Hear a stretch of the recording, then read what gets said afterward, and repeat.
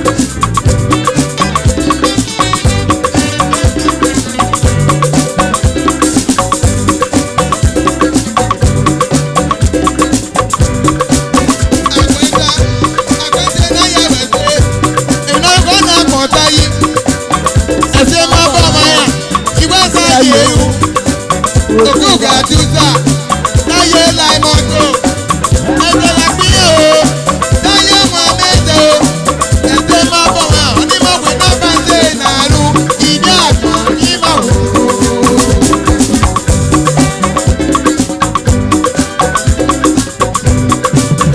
Agbama Emene ti Akpo Isano Bi Onye.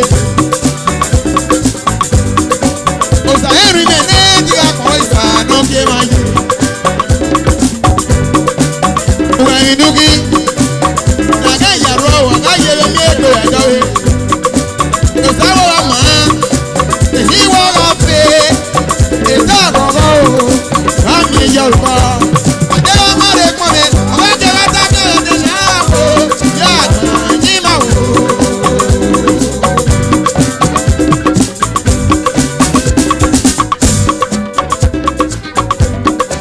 Kumbane nage.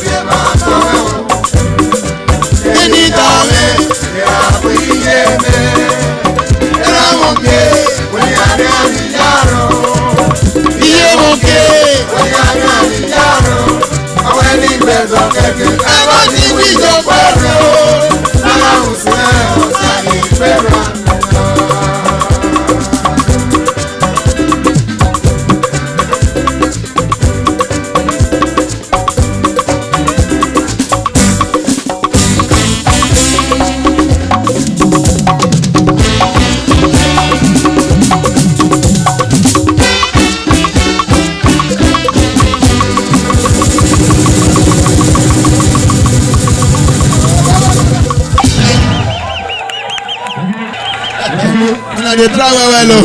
Put your hands together, everybody. Put your hands together.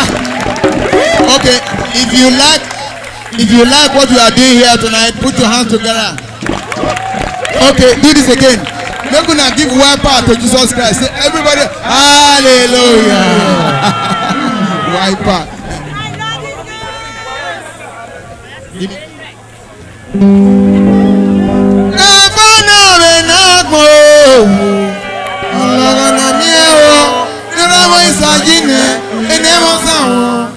Ọlọ́gọ́nà mi ẹ̀ o, Amẹ́ríkà yóò sọ kẹ́yìn yìnyín, ọ̀hányà màtá pọ́n mi ẹ̀ tàrẹ́, àwọn ọkùnrin á mi ẹ̀ o, wá.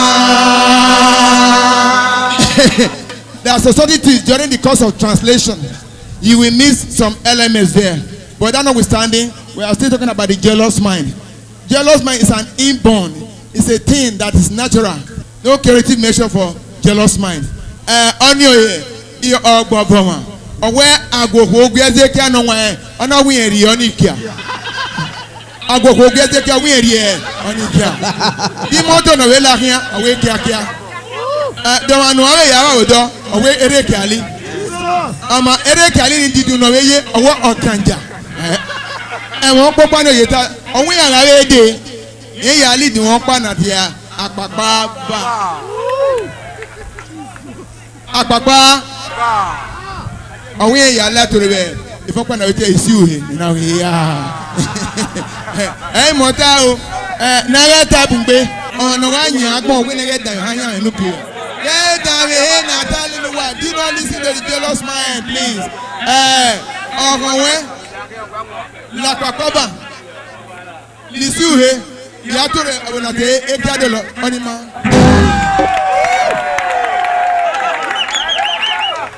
Le kakia, wawe say abonate Ehigiator kewa yale owe bakwanate Ehigiator training onima.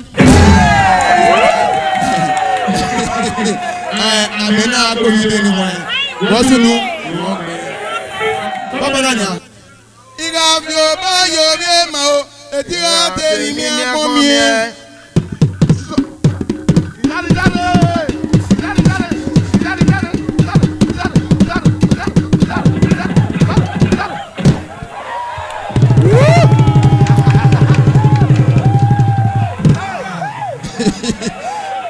igate ni mi o lanu ati olumo enyeri lo pape fonu akomi ọmọ àpapọ̀ bóyá ọ̀pẹ́ nu kéésì sìgá ọ̀sẹ́ nu yà bẹ́ẹ̀ sìgá.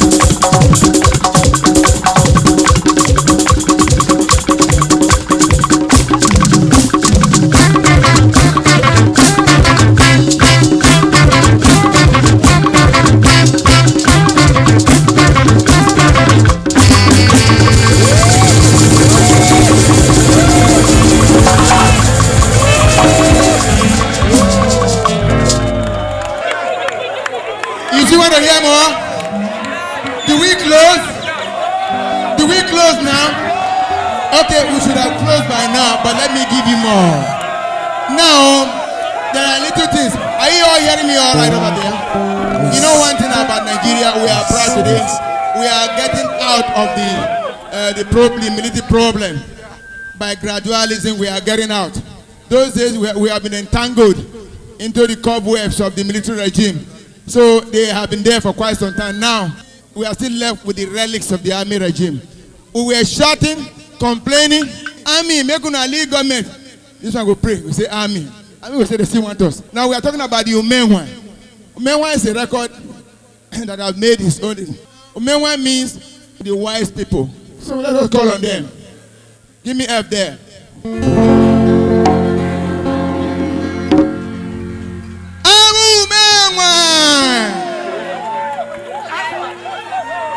Umenwa wayagi yera mo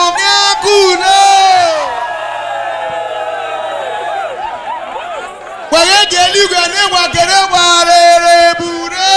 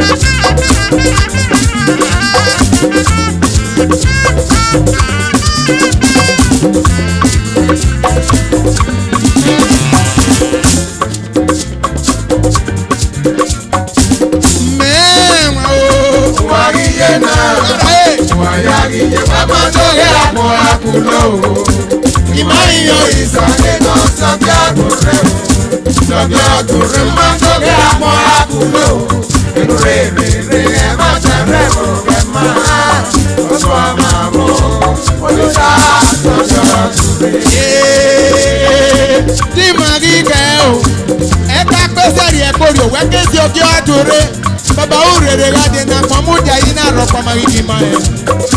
Emanu wate azo ene na gi yuwa wewa. Emanu wawo no iya gi yuwa wewa. Emanu wate wa iya gi yuwa wewa. Esori go ne mami gi wa ma ta magigi ata. Mekata korio awe no konga mesi yo. Dai no no konga mesi yo. Mekata korio na we no konga mesi yo. Dai ere akongoro wo dem me yo.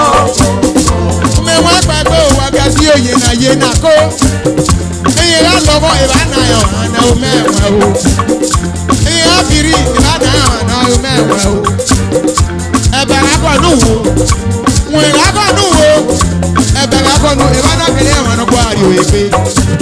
Arákùn ìkókì o lẹ́yìn tó fi ẹ̀mọ̀ fi hàn kọ́kọ́. Ẹ̀bẹ̀rẹ̀ akọ̀nù ìbádàkẹ́lẹ́ ẹ̀wọ̀n ẹ̀nà kó àríwò èpè.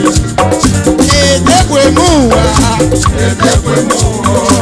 Èdèkò èmú bábọ̀ sàrà ló wọn lọ fi pè é o. Èdèkò èmú wa. Èdèkò èmú o. Èdèkò èmú bábọ̀ sàrà ló wọn lọ fi pè é o. Mewala ọ̀rọ̀ fún gbẹ̀nàdé òdòdó lọ́dún mẹ́wọ̀n yẹ ò àpọ̀ yàtọ̀ kò tó wà.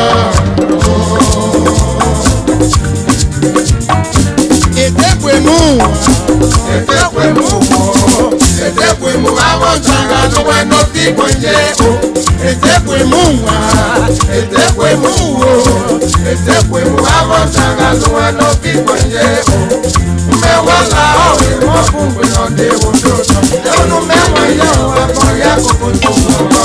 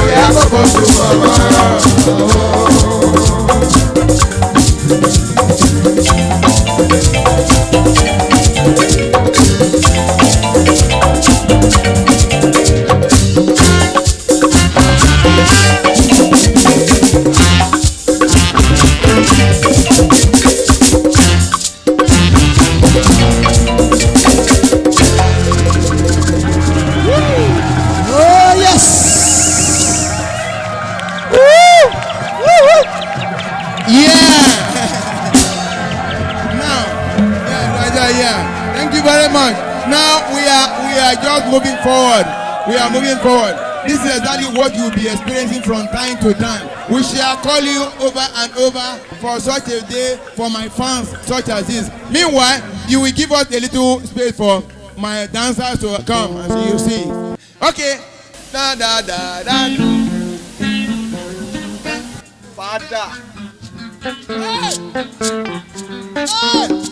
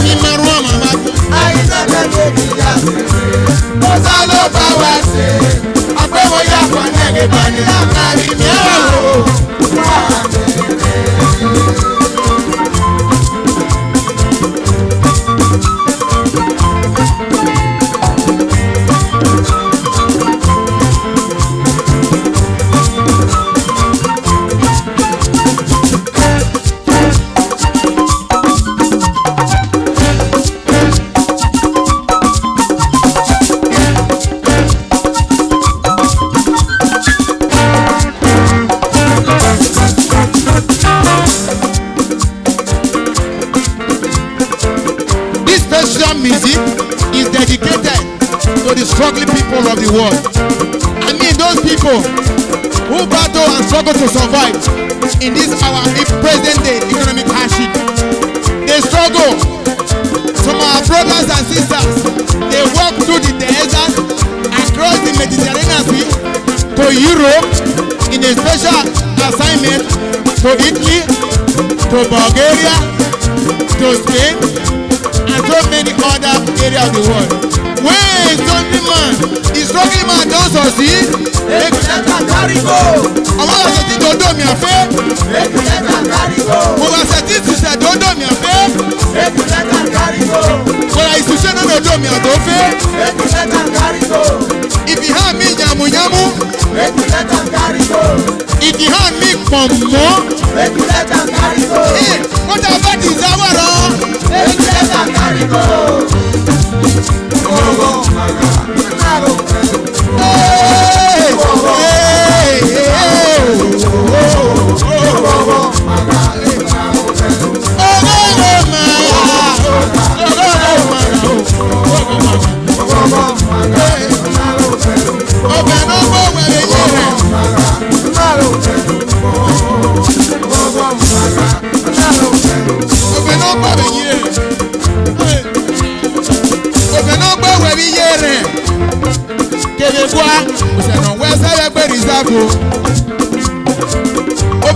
For we go.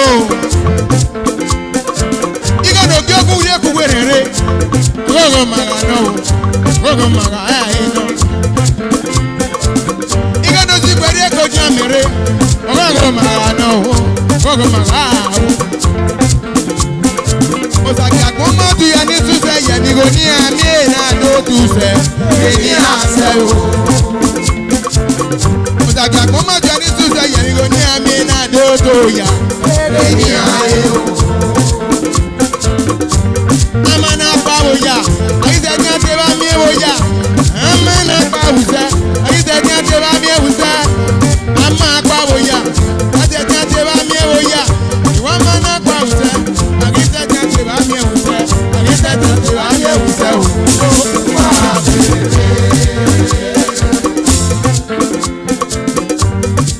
Ama pawoya.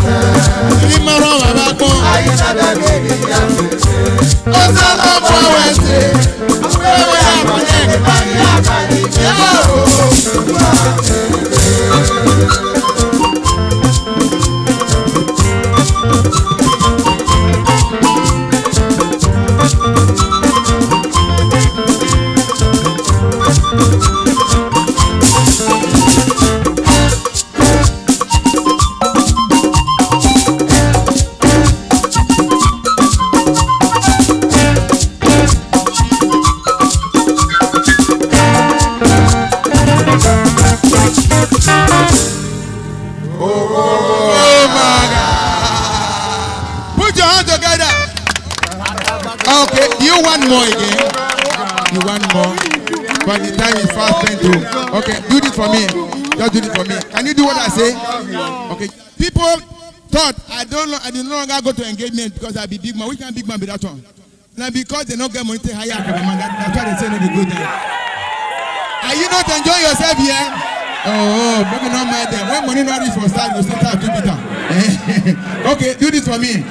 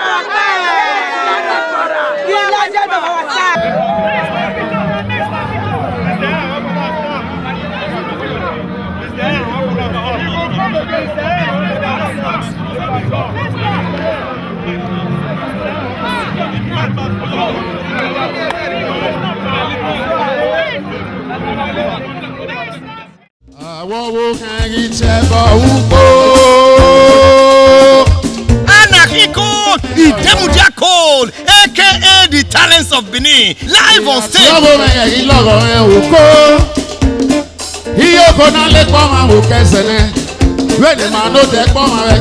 Talents of Benin, I got pen have a new Western here, no ready enough banana man. Don't see under, don't see under. Oko. I see under, don't see under. Don't wagemea, wagatumekwo. Yesu mame o iye mega yese.